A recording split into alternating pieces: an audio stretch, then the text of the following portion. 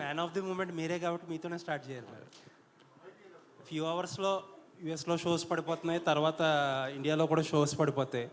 Easily most ambitious film in your career. చాలా కష్టపడినట్టు కూడా ఉన్నారు. ఫ్యాన్స్ కూడా చాలా నాళ్ళ నుంచి కొంచెం బాకీ కూడా ఉన్నారు ఫ్యాన్స్కి. సో ఏం అష్యూరెన్స్ ఇవ్వబోతున్నారు ఫ్యాన్స్కి? మేమందరం కలిసి సినిమా చూసామండి, మొన్నే చూసాము. వెరీ వెరీ హ్యాపీ, చాలా పాజిటివ్గా ఉన్నాము. And especially half an hour of the film పీక్స్లో ఉంటుందండి. అన్ఎక్స్పెక్టెడ్. మీరు ఎంత ఎక్స్పెక్టేషన్స్ పెట్టుకుని వెళ్ళినా లాస్ట్ హాఫ్ అన్ అవర్ అయితే డెఫినెట్లీ మీరు సర్ప్రైజ్ అవుతారు. So I'm very satisfied. So ఆ నెంబర్స్ గురించి కూడా ఏదో వాసు గారు అప్పట్లో నెంబర్స్తో స్టార్ట్ చేశారు. ఈ సినిమా ప్రమోషన్సే నెంబర్స్తో స్టార్ట్ చేశారు, 100 crores అది ఇది అని. సో ఇప్పుడు మీరు ఒక మాట చెప్తే బాగుంటుంది. నా నంబర్ చెప్పమంటారా కలెక్షన్స్? అదే మీకు ఒక టార్గెట్, ఒక ప్రామిస్ ఉంటుంది కదా. అది వాసు చెప్పినాయండి. ఓకే.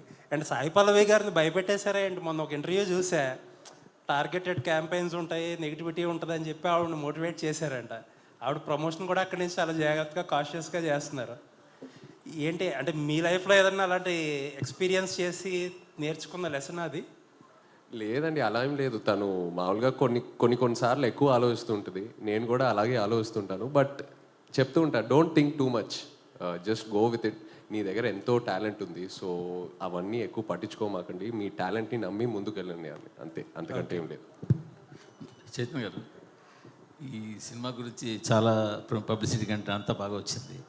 కానీ నాగార్జున గారి నుంచి ఎక్కడ ఒక బయట కానీ ఏది ఇంకా రాలేదు. ఆయన చూసారా సినిమా? ఏంటి ఆయన ఒపీనియన్? నాన్నగారు సినిమా చూశారు, ఆల్రెడీ డిస్కషన్ జరిగింది. సక్సెస్ మీట్కి నాన్న డేట్స్ కనుక్కుంటున్నాను. సో సక్సెస్ మీట్ ఎప్పుడైతే ప్లాన్ చేస్తున్నామో నాన్ని తీసుకెళ్దాం అని. అరవింద్ గారు అంటే వెల్ ప్లాన్డ్. ఒక మాట మాట్లాడినా దాని వెనకాల ఎంతో చాలా ఆచితూచి మాట్లాడతారు. ఒక పని చేసిన ఏ విషయంలోనైనా సరే మీరు అసలు ఎక్కడ ఒక తడబాటు అన్నది ఉండదు. అలాంటిది ఇటీవల ఈ సినిమాకి చాలా ఎక్కువగా ఉత్సాహంతో ప్రచారం చేసినట్టు కనిపిస్తుంది. ఏంటి ఆ డిఫరెన్స్? ఎందువల్ల ఏంటి? సరే, మా వాడు అంటున్నాడు 60 నుంచి నేను కిందకి వెళ్తున్నానంట. ఓకే, అయితే నేను రావాలి కిందకి.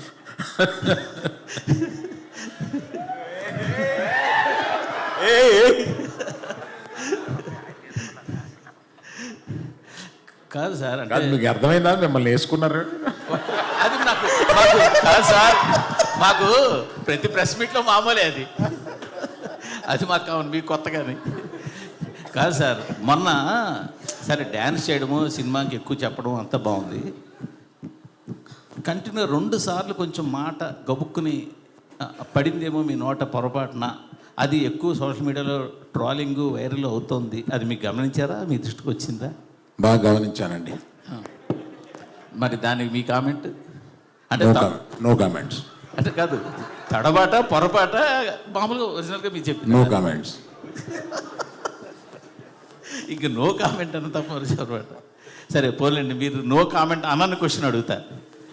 ఇది మొదట మీరు చూసినప్పుడు ఇది సబ్జెక్టు అంత వేయబుల్ కాదు అని మీరు అన్నారని వాసు గారు చెప్పారు. తర్వాత దాన్ని మొత్తం రీఫ్రేమ్ చేసి అంతా రీస్ట్రక్చర్ చేసాక సెట్ అయింది అన్నారు. ఫస్ట్ నేను నేరేషన్ విన్నప్పుడు ఫస్ట్ హాఫ్ అదిరిపోయింది, సెకండ్ హాఫ్ డాక్యుమెంటరీ నేచర్లో ఉంది ఇది. అందుకని ఆ కథ కొని ఒక రైటర్ దర్శకుడికి ఇస్తేనే ఇది పని జరుగుద్ది. అందుకని రైటర్ కమ్ దర్శకుడిని ఎతికి ఈ కథ ఇచ్చి వర్క్ చేసి మనం డెసిషన్ తీసుకుందాం. ఇప్పుడు ఆయన అడిగిన డబ్బులు ఇచ్చేసి ఆ కథ తీసుకోండి. ఇది కాకుండా ఏ జైలుకి 22 మంది వెళ్ళారో వాళ్ళందరి దగ్గరికి వెళ్ళి చేరి అది మేము సినిమాగా తీసుకోవడానికి రైట్స్ తీసుకోండి. ఇతను కథ రాసేస్తే ఈ కథ కొనుక్కుంటే మనకి పని అవ్వదు. అందుకని వాళ్ళందరి దగ్గరికి వెళ్ళి వాళ్ళందరి దగ్గర నుంచి రైట్స్ తీసుకుని వచ్చి ఇప్పుడు అవన్నీ అయిన తర్వాత చందు గారిని రిక్వెస్ట్ చేశాం. ఈ సినిమా టోటల్గా వెళ్ళిన 22 మంది కాకుండా టోటల్గా 30 మంది దగ్గర నుంచి ఈ రైట్స్ తీసుకోవాల్సి వచ్చిందండి. తీసుకున్నాం ఫర్ అవర్ సేఫ్టీ. అది చందు గారు దాన్ని ఏదో నేను తీసుకుని 2 నెలలు చందు గారి దగ్గర ఒక గొప్పతనం ఉంది. ఆయన ఏమీ అర్జెంట్ పడ్డు, తొందరపడ్డు. మనం ఇంకో సినిమా మీద ఇంకో సినిమా చేసేసి ఇంకొక ఇన్ని కోట్లు తీసుకుని బ్యాంకులో అసలు ఆ మైండ్ లేదు ఆయనకి. సినిమా ఆ జర్నీని, ఆ సినిమాని రాయడాన్ని, ఆ సినిమాని తీయడాన్ని, ఆ జర్నీని ఎంజాయ్ చేసే మనుషులు, ఆ జర్నీని ఎంజాయ్ చేసే మనుషులతోటి ప్రయాణం చేయాలని ఉంటుంది మాకు. యాక్చువల్గా యాజిటీగా చేసుకున్నామా చేసేసామా వెళ్ళిపోయాం అట్లా ఉండదు ఆయనతోటి. అందుకని ఆయన తీసుకుని ఒక 9 నెలల్లో దాని మీద కష్టపడి అప్పుడు దాన్ని ఒక మంచి కథారూపంగా తెలిసారు. బేసిక్ కథ ఎందుకు కొన్నాము అంటే ఇట్స్ ఎ హ్యాపెండ్ ఇన్సిడెంట్. దాన్ని తీసుకుని దాన్ని రూపకల్పన చేస్తే బాగుంటుంది అని అనిపించి తీసుకున్నామండి. మీరు అడిగిన ప్రశ్న ఏంటో మర్చిపోయి నేను ఇది చెప్తున్నాను. మీరు అడిగిన ప్రశ్న మీరు కరెక్ట్గానే చెప్పారు చందు గారు. ఓకే ఓకే, మీరు అందరి ఇన్పుట్స్ తీసుకెళ్ళాము అక్కడ అని అన్నారు.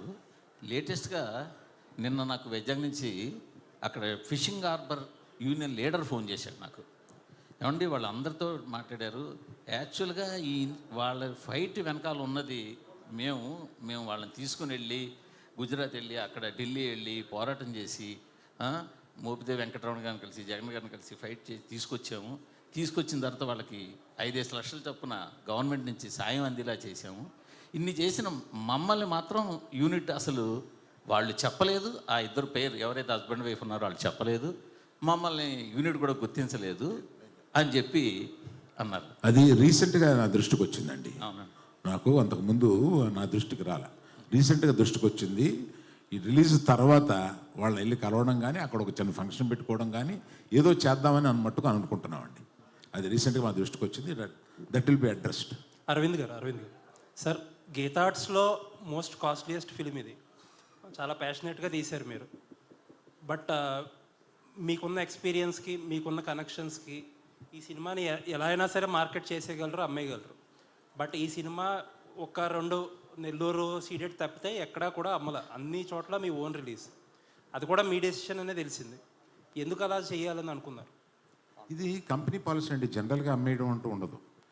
1-2 చిన్న మా కంట్రోల్ లేని ఏరియాస్లో ఇస్తాము కానీ మిగతాది ఎప్పుడు గీతా ఆర్ట్స్ మేమే ఉంచుకొని లాభం నష్టం మేమే అనుభవిస్తాం. ఎందుకంటే మనం కష్టపడి చేసే మన సినిమా మీద మనకు నమ్మకం ఉండాలి ఫస్ట్.